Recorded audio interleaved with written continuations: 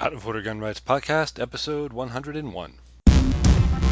Welcome to the Out of Order Podcast, your window into the firearms community, exploring those shaping the future of our rights and protecting our lifestyle, laws, legal cases, activism, and self-defense in a candid and honest podcast for our brothers and sisters in arms. Here's your host, James Kalita.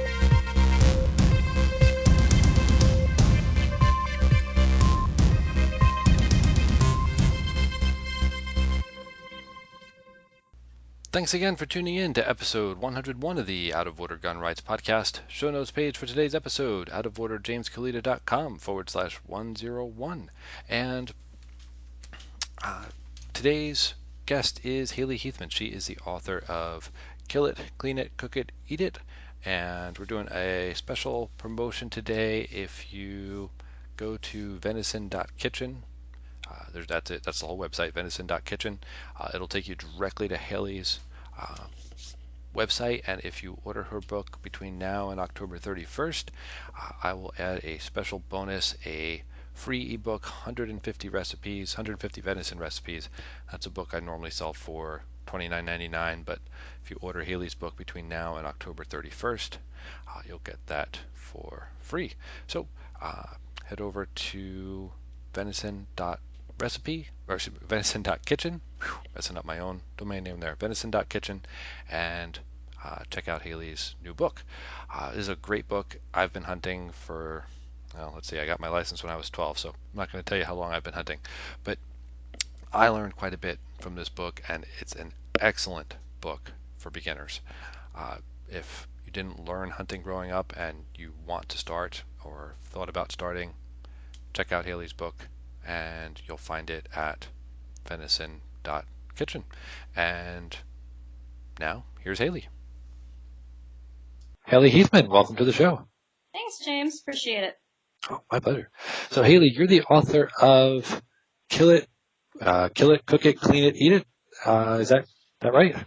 Kill it, clean it, cook it, eat it. Yeah. Oh, okay. Kill it, clean it, cook it, eat it. And the subtitle is The Complete Field to Table Guide to Bagging More Game, Cleaning It Like a Pro, and Cooking Wild Game Meals That Even Non-Hunters Will Love. Wow. And so what inspired you to write this? I moved up to Montana a few years ago, several years ago. I split my time between Florida and Montana. We built a home up there, and, my husband's an avid hunter, and I'm more of a hobbyist. I'll go out with him every once in a while and shoot game, but I really like to cook. And what I noticed is, I go up to Montana and I'm hanging out with all these lifelong hunters, and a lot of them didn't even really know how to cook their wild game, or, they'd say, like turkey, oh, well, we don't even shoot the turkey up here. Nobody eats turkey. You can't do anything with it. And I'm like, are you kidding me? So that was sort of the genesis for writing the book, was knowing that even lifelong hunters either don't shoot certain types of game or are completely clueless as to what to do with their game, even though they've been hunting it all their lives. So I've been invited over to dinners and kind of had to choke down a few meals every once in a while, like, oh yeah, that was great. And figured I can be of assistance in this area. So, but in order to make good wild game taste good, it really does start in the field. So it's kind of, I wanted to go through the whole process to talk about how to kill it and then how to clean it properly, because you're not going to get good tasting meat if it's not cleaned properly, if, it's gut shot, if it's left to, sit out in the sun for too long, if it's, not taken care of basically in the field. There's nothing you're going to do to it in the kitchen that's going to make it taste good if you didn't take care of it in the field first. Wow. Yeah, and a lot of times I talk to folks that came into firearms later in life, and they pick them up for defensive purposes, and almost as an afterthought they think about, well, I know people hunt with these things, but I don't know how. And I think you kind of cover that in the book too, not just what to do after you've taken the animal, but all the things that lead up before that. Is that right? Yeah. And for each of the, so I go through, I talk about the six of the most commonly hunted types of game in North America: the white-tailed deer, elk, upland bird, which is specifically quail and pheasant, turkey, and then duck and goose, waterfowl hunting. And so each of the chapters of the book, each section has a kill it section, a clean it section, and an eat it section, basically a cook it section. And so for each of the types of game, I go into a little bit of a discussion about the type of gun and ammunition you're going to need. I keep it a little bit general. Um, I don't list in terms of the gun, like I don't list, specific, makes and models of guns that you're going to be using, because you can just get into the weeds with that. I mean, you can spend the whole book getting into that. So I talk more about, what kind of ammo you're going to need, shotgun pellets and things like that. And then I offer, drills and tips and what you can do to improve your accuracy when you're hunting. And it's make it easy to understand and easy to understand way too. So patterning your shotgun, how to zero your rifle, things like that.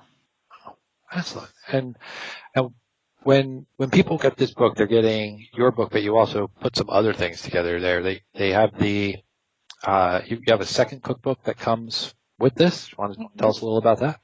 Yeah, so this is basically a whole package. It's kind of like the infomercial of the internet world, where it's you get your product, but wait, there's more. So in addition to my book, which is a full size book, it's 176 pages, and it's chock full of information, tips, tricks, strategies for hunting six of the most commonly hunted types of game. It also comes with a bonus cookbook where I commissioned some professional chef friends of mine to create recipes specifically for this book. These are recipes that you're not going to find anywhere else.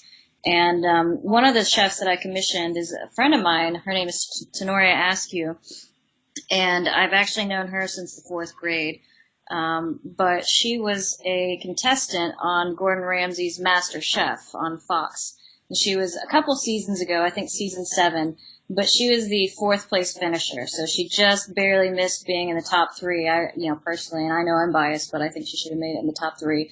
But Gordon Ramsay called her shrimp and grits dish the best he's ever had in the Master Chef kitchen, and he showered her with praise. And anyway, since I've known her since forever, I was able to, get her and to be able to contribute some additional recipes for my cookbook. And what's great about her is she prides herself on being an American comfort food chef. So even though these are chef created recipes, they're familiar favorites like venison sloppy joes and turkey pot pie skillet and things that everybody's going to be familiar with. It's not going to be fancy schmancy, I've got zero cooking skills, I won't be able to do it. She's taking familiar foods and just giving it her twist, showing you how to make it from scratch and doing it with the wild game. And then I also commissioned a friend of mine. I used to work on private luxury yachts, and this is sort of how I got my food background as well, as working with top-notch professional chefs, world-class chefs, all throughout the Mediterranean, the Caribbean, U.S., etc. And I got a chef that I knew from there to write another 7 bonus recipes for me. He's based in Texas, and of course there's a big hunting and game culture in Texas. And I like to say that everything's bigger in Texas, and his flavors are big. And I say they punch you in the face with flavor. So he uses a lot of bold flavors and really, really remarkable recipes that he's written as well. And you cover the basics of finding game in your book, but then you also interviewed some professional hunting guides. And what kind of stuff do they talk about? Yeah, this is another one of the bonuses, but wait, there's more. So in addition to my book, my full complete book, in addition to the bonus cookbook where you get, the chef created recipes, I also sat down and did what I call like 4 tell-all interviews Secrets of the Pros, if you will, where I sat down with 4 very accomplished. These are lifelong hunters. They've generations long hunting, 4th generation hunters, 3rd generation hunters, where their dad and their granddad and their great granddad were all hunters, and so they know hunting. And so I sat down with 4 of the best of them, and I talked about one type of game with each of these hunters: turkey, elk hunting, upland bird, and then waterfowl. And basically, I picked their brain. I asked them anything that I would have wanted to know if I were starting out, which for the most part I am. What's the biggest mistake that hunters make when they're doing this? What's the best advice you would give somebody when they're going elk hunting? What are some things? What are the things that people think they need when they're hunting that they don't really need? Is there like everybody thinks they need the greatest and latest, new gadget or gizmo. Do they really need that, or do they not? And so from the point of view and experience of these, lifelong hunting guides, I got them to tell it all. And then we went through the whole field to table side of things. So in addition to the hunting side of things, techniques for how to clean your game. What do you think is the most effective way to do it? Some people propose this, some people propose that. What do you think? And then also, you've obviously killed countless animals. You surely have some secret recipes that some go-to recipes. And so they share that. And, it's a really, like I said, I get them to spill the beans. And so I kind of think about it like, how much would you have to pay these people to sit down with you or to talk to you otherwise? I mean, you have to pay them hundreds of dollars to go on a guided hunt for them to impart this information to you. You have to pay them. You have to go out on a hunt, and then, you're only getting, of course, you're getting the experience of it, but this is pretty comprehensive. I get them to tell you, like, everything. And so it's over 2 hours worth of interviews between the four guides that I talked to. And in addition to that, so you get the audio interviews where it's, me and the other person. And what I also did is I turned each of those interviews into a transcript. So I had them all transcribed. So if you would rather read about them as opposed to listen to them, if it's whichever's more convenient, you still get the information either way, or you can mix and match however you want to do it. Some people like to listen to these interviews on the way to work. You plug it to your car or whatever. Other people prefer to just read it. I mean, it's up to you. But yeah, so it's the whole package. You get a whole package. My book, you get the cookbook, and you get the Secrets of the Pros, the tell-all guide from these lifelong hunting experts. Wow. And so if it's someone's listening to this and they've been wanting to learn how to hunt and they never have, once they've read your book and listened to these interviews, what do you recommend the first steps are? Is it, do you get gear, find land? Do you try and do it on your own? Should everybody start with a guide? What are your thoughts? Well, yeah, I would say you don't have to get a guide, but you should probably, at least the first couple times, you should go out with somebody, a buddy who likes to hunt, ask to tag along with them on their hunt. And it's kind of funny because in one of my chapters, and I try and write this in like a fun, infotaining kind of way, so it doesn't read like a textbook, like you're actually going to have fun when you read it. And so in my upland bird and the quail and pheasant section, I actually tell a story. It's called Bob White and the mystery of the Covey Rise or something. Well, basically it walks through this hunter named Bob White, and it's kind of a pun because it's a type of quail, is the Bob White quail.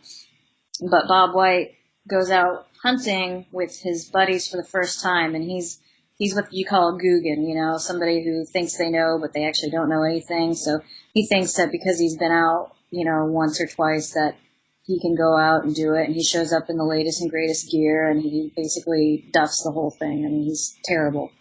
And, he realizes it and then kind of asks questions about what he can do to improve and realizes that he's got some things to do. And that's when I talk, more factually about some of the drills and the techniques that I would recommend.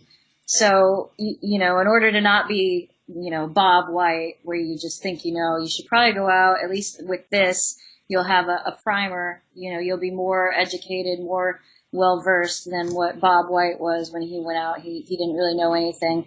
At least this, you might not have the practical experience, but you have the knowledge and what to, you know what to expect, and you have, some strategies in the back of your head that you can implement. Because I go through a lot of, advice and tips and tricks, and, it's chock full of everything. So, you'll at least you'll have a head start, let's put it that way. But I do still think that, you should go out with a friend once or twice, or a guide. A guide works as well, but I kind of, use this as a way to like save you money from having to get a guide if you don't want to. But it's always more fun to hunt with a friend anyway. And is there any certain like type of game that you think is good for beginners? What's interesting, I would start with small game, and I don't really actually, believe it or not, I don't talk about this in my book, but, small game hunts are fun, like squirrel. Squirrel's actually a lot of fun, and apparently it's pretty tasty. I've never had squirrel, but apparently squirrel is actually really good. So rabbit and squirrel and other small game. The one of the easiest types of game to get into to hunt is the upland bird hunt. Excuse me, but it's also the most dangerous, and so that's actually one of the things that I talk about with Jamie. He's the expert hunter I interviewed, and he, because there's low barriers to entry, you don't need as much gear to hunt upland bird as you do for like big game like elk or even waterfowl. People think that it's a great beginner game, and it is, but it's not. There's a lot of things you need to be aware of. It's the most dangerous. You've got people in the field and they're just swinging their gun every which way. They get excited and they're not paying attention, and next thing you know, they've almost shot the dog that was used to flush, or they've shot your vehicle over there. So it's actually, you really need to be aware of certain safety aspects when you're doing that. So it's a good beginner hunt in terms of you don't need a lot of gear, but you still need to have a certain level of hunting knowledge. You still need to have gone out and done your safety education courses and everything. And you need to do that no matter what when you're a hunter. You go through your safety education courses and everything, and you have to do that to get your licenses. But some people want to go out there and they think they're just going to go out and get their big buck or whatever. But I think, you should probably do it on a more graduated scale. And, I personally like small game. I like, shooting my 22, getting ground squirrel or getting squirrel or whatever. I even like, like I said, the upland bird. We shoot grouse up in Montana. We got a lot of grouse around. Grouse is delicious. Tastes like chicken. But yeah, so if you just want to go out and kill something big right away, then if there's, whitetail, there's tons of them around. But I think elk is something that, another big game like that, that's really more of an experienced hunt. It's not something I would be like, oh yeah, you just learned how to hunt. Sure, go get an elk. That's probably not going to happen. Yeah, those are hard tags to pull too, from what I've found. Not too easy to get an elk tag.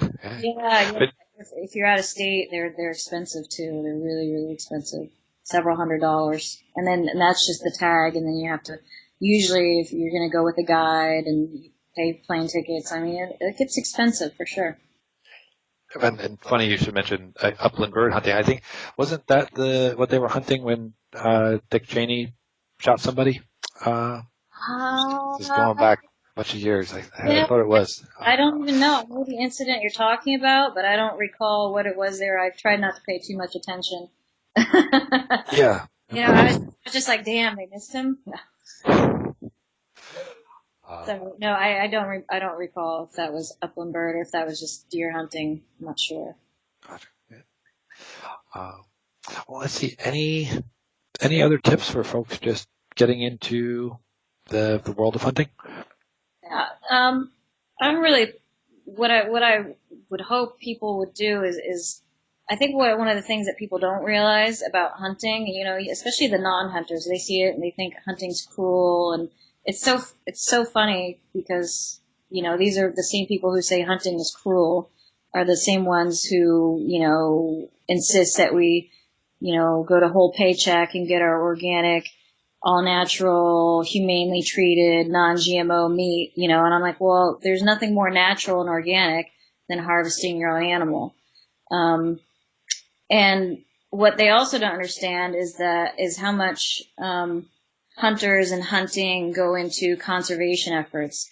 It's a $1 billion industry. Hunters contribute over $1 billion every year between licenses, between their own private donations, taxes, et cetera, et cetera.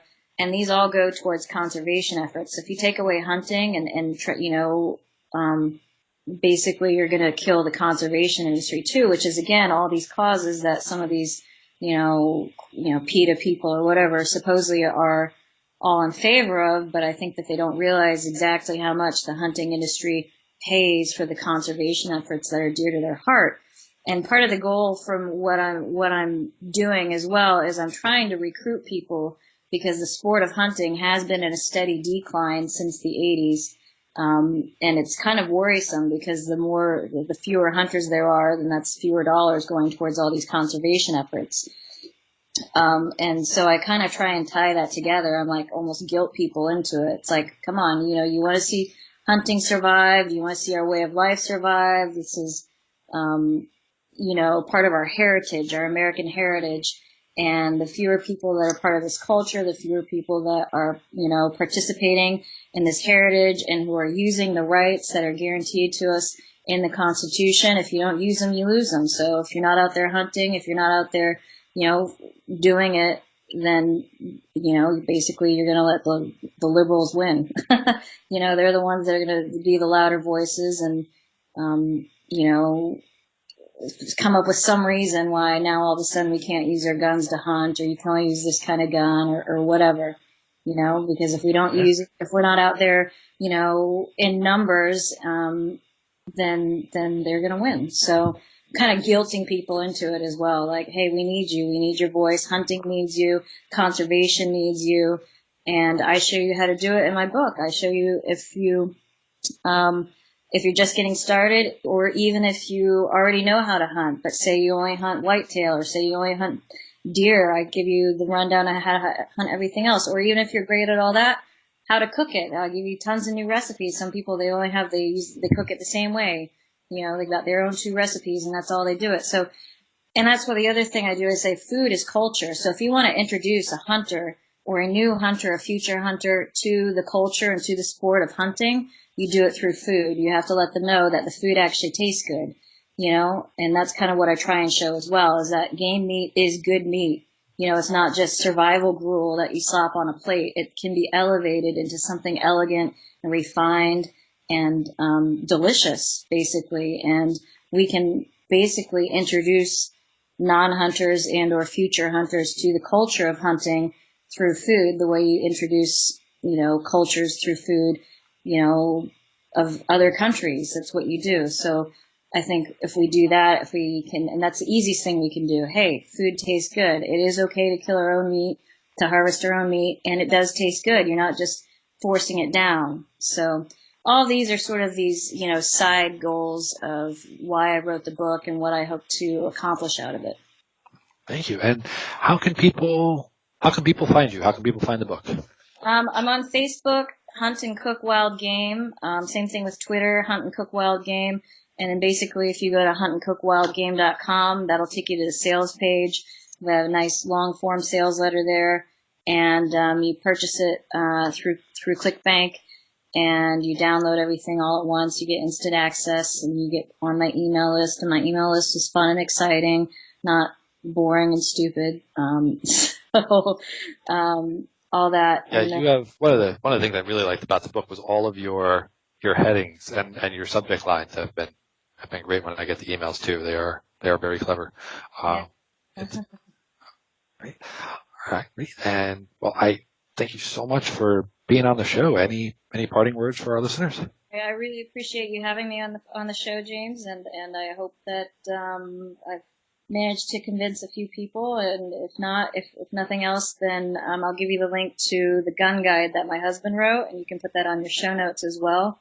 And if people don't feel like purchasing the book right now, they can at least get the free gun guide. If you like just reading about guns and like arguing about guns the way people argue about the best quarterbacks or whatever, you'll find his guide pretty interesting. He's got some controversial and unconventional picks on there for best hunting rifles. And Thanks again for tuning in to I think episode anybody who's 101 of interested the in Out of guns Order Gun will Rights enjoy podcast. it, and that Show gets notes you on my page for email today's list as episode, well. And then outoforderjameskalita.com from there, I'll / eventually get you to buy my book. And please remember to check out Yeah. venison.recipe from Great. now until Well, October 31st. If thank you very buy much for Haley's being on book the show, through and that link, look forward I'll to throw in a talking to you again bonus, soon. Great. Thanks so much, James. Bye. a 150 venison recipe ebook. So head over to venison.recipe and check that out. Let's see, 2 quick announcements. After tomorrow's episode, we'll be going to weekly episodes, and had a few reasons for doing that. One, I really want to develop the show notes pages more. There's a lot more supporting information that goes with all of these episodes, and when I started this, I had this, not to make it sound grandiose, but this vision, this idea that each episode would have about 1,000-word article, and if you go to my show notes pages, you'll probably see that I have about, on average, 10 words. So there's a lot more detail, a lot more information, a lot more backstory that I want to put up that go with these. And so, yeah, please head over. Please bear with me while we change the schedule there. And other reason is I want to do a lot more self-defensive shooting interviews. And I find as I go through these, I learned a lot from those, and they've helped me, and I hope they're helping other people. And it's harder to find these folks. So a lot of times you read the articles and you don't even have a name, so it's going to take quite a bit of work to track these folks down and see if they even want to share their stories. So in the meantime, if you know of any gun rights activists, any authors, local people doing great things for the hunting and shooting sports community, please head over to outoforderjameskalita.com, shoot me an email, jameskalita@gmail.com, and would love to have them on the show. I have guests lined up for the next 5 weeks. In December, I will probably do a week-long hunting series. No, it's not exactly gun rights, but hunting's important too. So we'll do that for 1 week in December, and maybe we'll make that an annual tradition, seeing how it goes. And maybe by next year, I'll have enough interviews lined up that we'll be going back to daily episodes. In the meantime, remember venison.recipe for your free 150 recipe ebook when you purchase Haley's Kill It, Clean It, Cook It, Eat It. This is Out of Order, James Kalita. Thanks for tuning in. We'll see you next time.